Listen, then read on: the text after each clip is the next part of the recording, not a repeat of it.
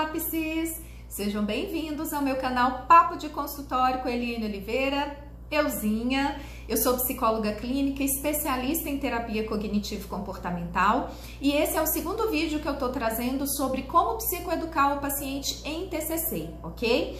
No primeiro vídeo, que vai estar aqui na descrição, eu trabalho como que eu falo, como eu abordo o que é a terapia cognitivo-comportamental na minha primeira sessão com o paciente, usando a analogia de um filme. Então, corra lá para você assistir. Compartilhe, curta, comente, ative o sininho, inscreva aqui no canal, porque isso vai ajudar não só o canal, mas também vai contribuir aí para que outros psicólogos também tenham acesso às informações que acontecem aqui dentro do nosso consultório, ok? Bora lá então? Bom, o que acontece?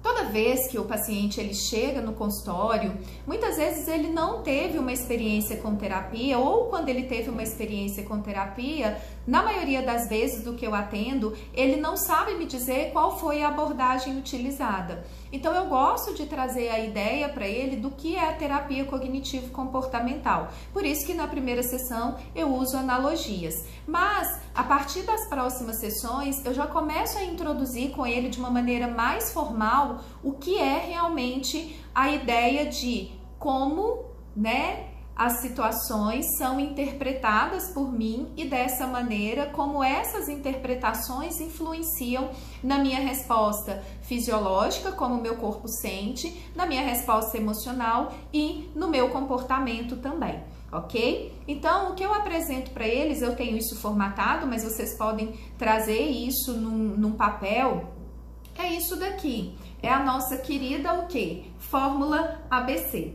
ok? Então, eu apresento essa fórmula ABC para ele e a gente trabalha uma ideia de que dentro da TCC não é a situação em si que faz a gente se comportar ou se sentir de determinada maneira, mas a maneira como eu penso, ou seja, a maneira como eu interpreto essa situação.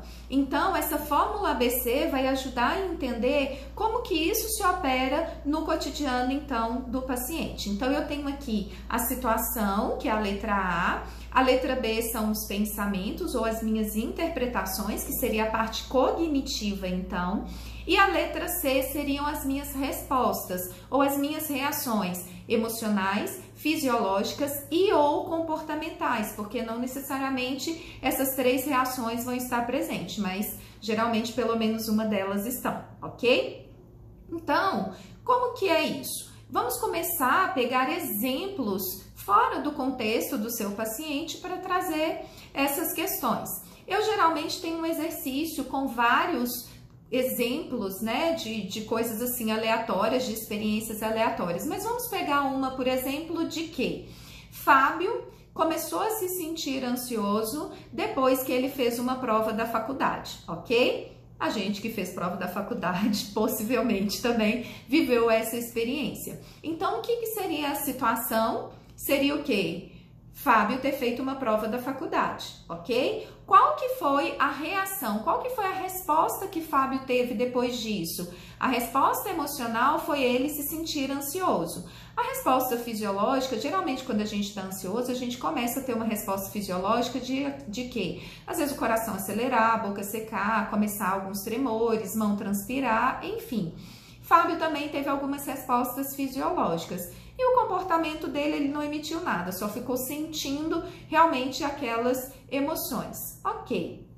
O que pode, então, ter passado pela cabeça de Fábio que, ao ter feito a prova, ele teve, então, reações, respostas emocionais e fisiológicas correspondentes à ansiedade?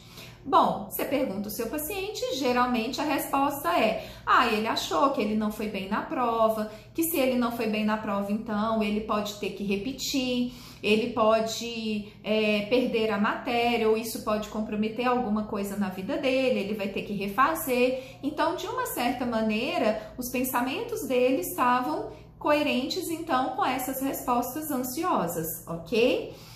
E então, significa que não foi a situação, mas a maneira como ele interpretou. Vamos colocar que Fábio, então, nessa situação de, depois que ele tivesse feito a prova, se ele não tivesse sentido ansioso, se ele não tivesse tido nenhuma resposta de ansiedade, ele simplesmente, fez a prova e teve uma emoção de tranquilidade, o que poderia estar passando pela cabeça de Fábio? Seria a mesma coisa de que, nossa, eu acho que eu fui mal na prova, nossa, eu acho que eu vou bombar, nossa, eu acho que eu vou perder essa disciplina? Seria esse pensamento? Geralmente a resposta do paciente é que não, seria diferente, O pensamento dele seria, acho que eu fui bem na prova e vamos ver qual que vai ser o resultado.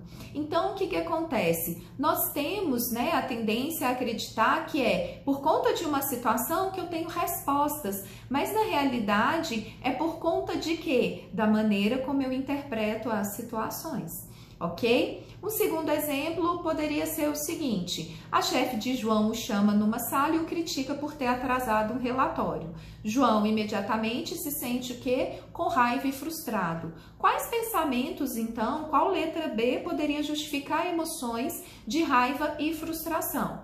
João pode ter pensado assim: minha chefe está sendo injusta comigo, afinal de contas, eu trabalho tanto e ela nem reconhece. Se eu acredito que eu estou sendo injustiçado e não reconhecido, então é natural eu ficar com raiva e frustrado? Sim, ok? Mas vamos supor que, diante dessa situação da chefe ter criticado por atrasar um relatório, a resposta emocional de João tivesse sido preocupação. Seria esse pensamento de que ela não o reconhece, de que ela está sendo injusta? Geralmente, então, o paciente responde que não. E aí a gente pergunta, qual pensamento então seria mais coerente com uma ideia ou com uma emoção de preocupação?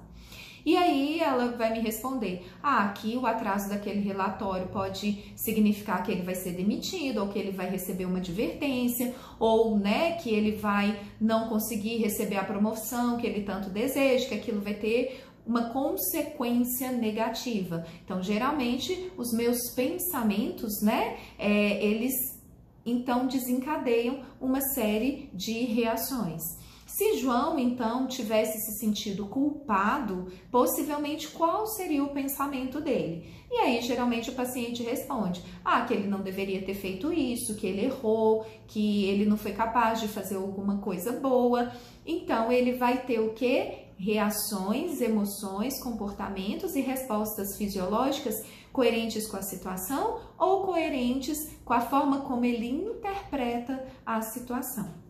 Então, a partir daí, você tem essa ferramenta para ajudar o seu paciente a consolidar a ideia do que é a TCC. E isso vai ser importante porque quando a gente for trazer a ideia do RPD, que eu carinhosamente chamo de diário cognitivo, que seria o RPD de 3 colunas, aonde o paciente passa a anotar o quê? Situação, os pensamentos e as reações que ele teve, que a gente chama então, como eu falei, RPD de 3 colunas ou diário cognitivo, que vai ser um dos primeiros passos que ele vai dar em TCC para a gente começar o quê? A manejar os pensamentos disfuncionais.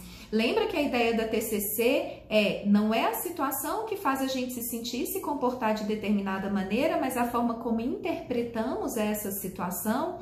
Então, aonde a TCC vai trabalhar é exatamente aqui, nessa letrinha B. Claro que em alguns momentos dá para a gente manejar situações, sim, mas o nosso enfoque principal dentro da parte cognitiva vão ser os pensamentos e, claro, em determinadas situações, sim, a gente vai fazer modificações ambientais ou criar habilidades para ajudar, então, o meu paciente diante das dificuldades e diante das demandas que eles trazem, ok? Então, espero que essa fórmula ABC tenha ajudado, espero que você use essa ferramenta nos seus atendimentos.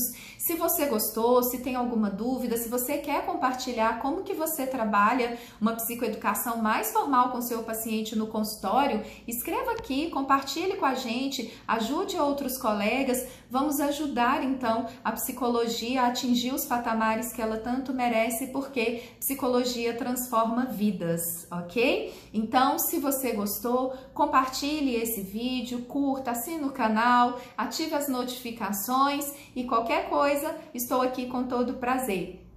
Um beijo, muito sucesso nos seus atendimentos e até o próximo vídeo. Tchauzinho!